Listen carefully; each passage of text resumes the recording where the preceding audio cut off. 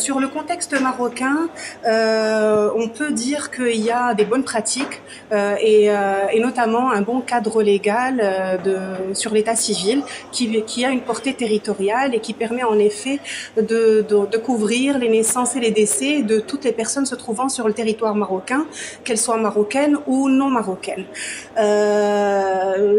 Pour les défis, en effet, il subsiste quelques défis pour les migrants, les réfugiés et les demandeurs d'asile.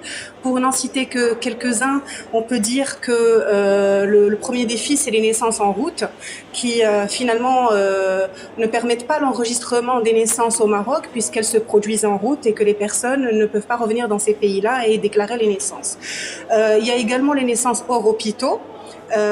Donc il se pose le défi d'avoir un avis de naissance et surtout pour les naissances qui ont lieu dans les forêts et où les témoignages finalement sont difficiles à obtenir.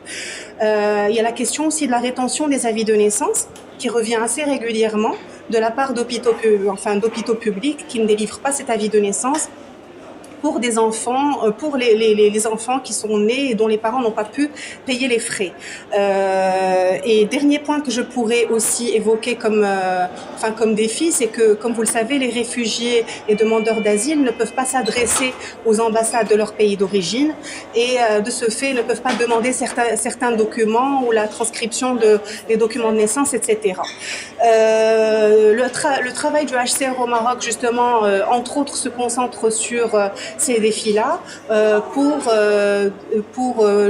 prévenir les risques d'apatridie, parce que tout ça induit finalement des risques d'apatridie et comme vous le savez, l'apatridie relève également du mandat du HCR.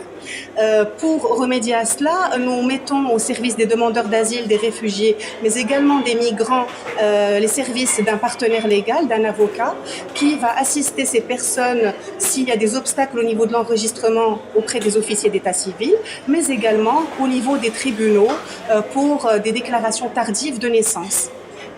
Voilà. Et également, le HCR va payer et paie les frais de l'accouchement des réfugiés, mais évidemment, il ne peut pas couvrir également les frais des migrants.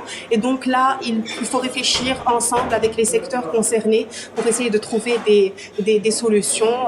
Mais en tout cas, globalement, on peut dire qu'il y a quand même de bonnes pratiques au Maroc à retenir.